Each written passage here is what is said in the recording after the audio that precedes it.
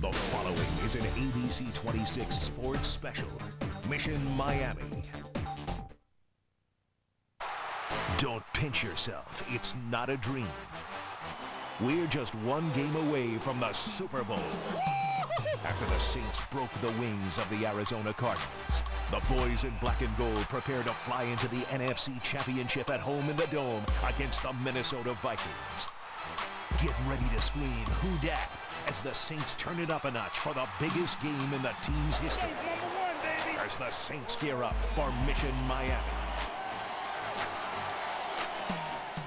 Welcome to our ABC 26 News special, Mission Miami. I'm Michael Hill. And I'm Jessica Hawley. Oh man, it is the day New Orleanians and folks from all over the Who Dat Nation have waited for more than 4 decades. Yes, this is it, folks. We're just one win. That's one from a black and gold Super Bowl. So exciting. So let's go marching in outside the Dome where Who Dat fever is running sky high. With the Good Morning New Orleans crew, Jocelyn, John, and Hank. Hey, guys. Hey, here we are right in front of the Dome. Got quite a crew going here, along with Hank Allen and Jocelyn Lockwood. Hey, glad to be here. Let's hear some noise, folks. Okay, there you go. How hard The was fans that? are great. They are out here having so much fun. And you know what?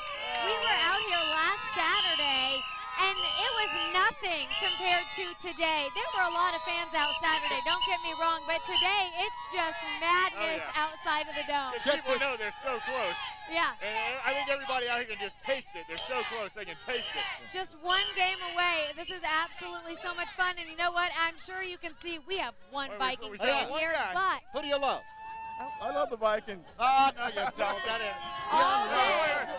all day he has said, I love New Orleans and I love the Saints, New Orleans. so we had to give him his shot. But the celebration continues here outside the Dome, and you know what? We have beautiful weather. I saw a sign that said, breezing into Miami, Yeah, and a it's cool so breeze into true. Miami, A cool breeze into Miami, and we feel the cool breeze out here today. It's so much fun. And I noticed you have your riding crop here with you. You're going to teach Britt a lesson with my boots just like this. I see. All right. Well, we'll be outside the Dome for the next hour before kickoff, but let's go ahead and check in with Glenn Boyd, who's also live outside the Dome. Glenn? Oh, hey, well, what a time, what a day, what a beautiful day, as you just said, for football. I was walking down down here downtown today, and tell you what, so much fun. The best way to describe this, it's like Mardi Gras. Walking around downtown around since noon today, it's that packed here. I know all these folks already getting in the Dome today, but these are my rowdy friends right here. And let me tell you, they are fired up. I love this sign here. Favre on the ground, Favre on the ground. You may remember last week after the Dallas Cowboys game, Brett Favre walked into the locker room and started singing this song that's been playing on one of the shows on one of the other networks when this guy sings, pants on the ground, looking like a fool with your pants on the ground. Well, this man is saying Favre's going to be on the ground. Bring the wood to the Vikings. Reggie Bush right there with the bat last week. Check this one out. I love this sign right here. Here come the waterworks. There's my boy Brett crying right here. Turn it over. Of joy. My man Bush coasting. This place, I'm telling you, folks are fired up. You feel electricity. They're going to take that electricity and bring it in the big house. Saints fans don't sit on their hands. Make some noise. Brad Childers, head coach of the Vikings last week, saying the first thing they have to do is make the Saints fans sit on their hands. As you can see, these guys are fired up and ready to go. A beautiful atmosphere here, guys. Everybody loving it, the Saints. Black and gold everywhere. Who dat? Who dat? Who dat? Who dat? Who dat? Who dat? Who dat? Who dat? Who dat? Who dat say gon' beat the Saints? Who that? Who that? Who that say gon' beat the Saints? Who that? Who that? Well, the whole nation knows now what a who dat is and what a who dat means. Glenn Boyd live for us. They're outside the Dome. You know, this is familiar territory for the Minnesota Vikings, an NFC Championship game. 8th time for them, only the 2nd time for the New Orleans Saints. Well, and I think that's why the fans are just going nuts. Absolutely. I live in the warehouse district. The streets were just packed with people going back and forth, setting up tents, getting ready to tailgate. I mean, This is a big deal. It certainly is a big deal. Let's go back to the Dome right now and turn to two Saints experts. ABC 26 Sports Director Ed Daniels and sports anchor Adam Norris tell us what we can expect between the white lines out there down on the field. Guys? Hey, Mike. Hey, Jessica. You know, I like Glenn, the fact that he's unemotional about these things. Impartial, right? Impartial. Dispassionate, yeah, all that. Never really gets too involved. He kind of keeps his distance from the subject. Good news for the Saints. Ringleader. Good news for the Saints already, though. Robert Meacham and Jeremy Shockey, both active, both expected to start. And I know that was a big question mark. Now, we move on to the other side of the ball. The Saints defense has been solid and very opportunistic this year. Does that continue again tonight? It'll be difficult. Brett Favre, as we've known him over the years, he has that gunslinger reputation for being both a playmaker and a guy who can make some crucial mistakes, but he hasn't made those crucial mistakes this year. He's only thrown 7 interceptions during the entire regular season. Favre's been playing probably his best season of his entire career. They have a fantastic running back in Adrian Peterson and one of the most active defensive lines in all the league. So this is going to be the best team the Saints have faced all season, but the Saints think they're ready. The Vikings harassed Cowboys quarterback Tony Romo repeatedly last weekend, sacking him 6 times. It's par for the course for the Vikings, who registered 48 sacks during the regular season, tops in the NFL. Drew Brees realizes most of the quarterbacks who face Minnesota are under duress. Well, you know, it's knowing where you can get rid of the ball, and just kind of understand that, hey, they got a great pass rush, and at times, you know, they might be on you, and you got to be able to make good decisions with the ball. I mean, obviously, in the end, the ball's got to stay in your hands, you know, or it needs to remain the offense's ball. The Vikings have the rare ability to get consistent pressure on quarterbacks with only 4 down linemen without bringing blitzes. Drew Brees has been one of the most well-protected quarterbacks in the leagues this season, and the Vikings game will test this Saints offensive line. You got Allen off the edge, the 2 Williams brothers in there.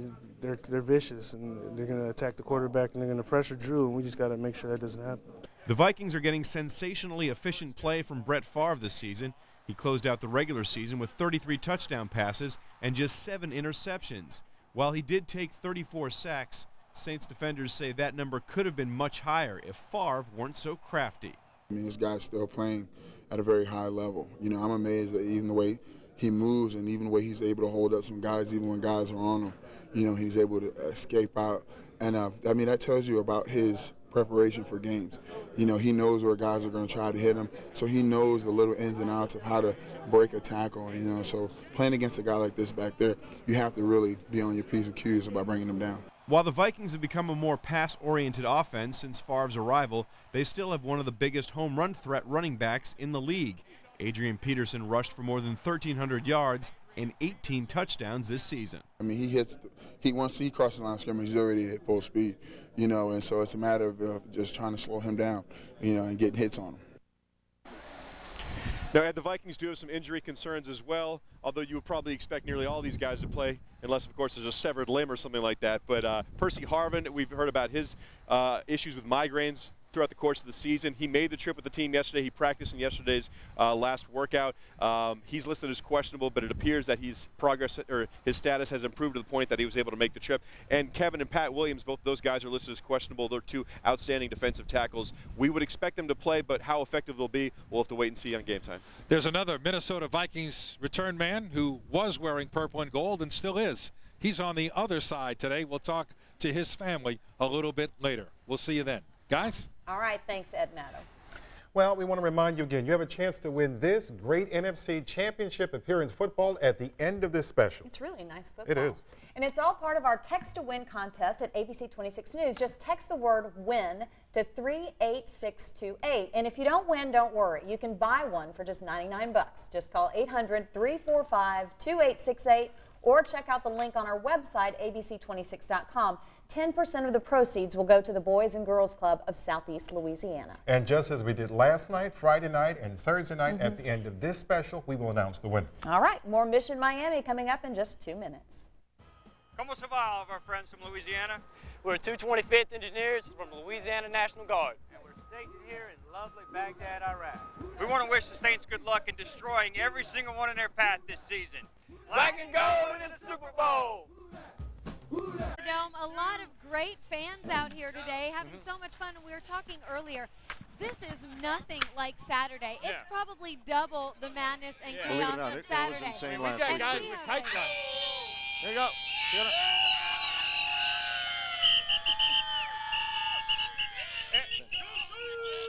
We have to mention also, there's also a guy with see in the udders on back there. That's the guy back there. You see him back there? Come on down here. Yeah, come on down here.